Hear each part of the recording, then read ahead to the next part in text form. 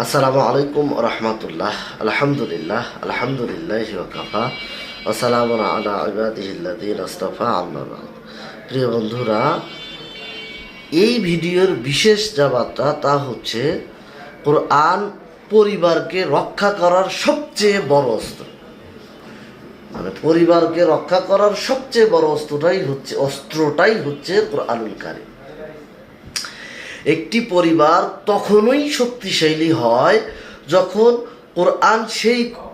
কোরআন সেই ঘরে জীবিত থাকে, অর্থাৎ কোরআনের অধ্যয়নটা নিয়মিত চলতে থাকে। যে ঘরে কোরআন নেই সেই ঘরে ঝগড়া, অহংকার, গীবত, রাগ সবকিছু গিজ। যে ঘরে কোরআন নেই সেই ঘর অন্ধকার হয়ে পড়ে থাকে। যে ঘরে কোরআন থাকে সেই ঘরে মহান আল্লাহ তাআলার রহমত এবং শান্তি ঝর্ণার মতো নেমে আসে। নবীজি সাল্লাল্লাহু আলাইহি ওয়াসাল্লাম বলেছেন, যে ঘরে কোরআন পড়ে, অধ্যয়ন করে, সেখানে শয়তান পালিয়ে যায়। শয়তান ওখানে বাসা বাঁধতে পারে না, কোনোভাবে পালিয়ে যায়। আমরা সন্তানদের সব শেখাই, কিন্তু কোরআন শিখাই না।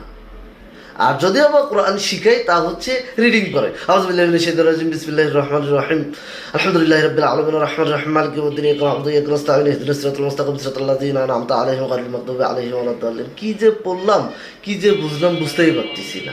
কোনো অধ্যয়ন নেই, অর্থর যে একটা হৃদয়ঙ্গম করা অর্থ দিয়ে সেটা নেই, এইগুলা নেই। অর্থাৎ কোরআনটাই হচ্ছে বাচ্চাদের ভবিষ্যৎ, আমাদের ভবিষ্যৎ, জাতির ভবিষ্যৎ। তাই আমরা এটা রক্ষা করতে পারি না?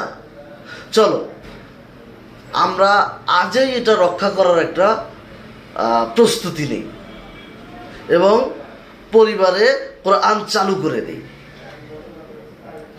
প্রতিদিন একটু একটু করে আমরা এটা চালু করে দিই।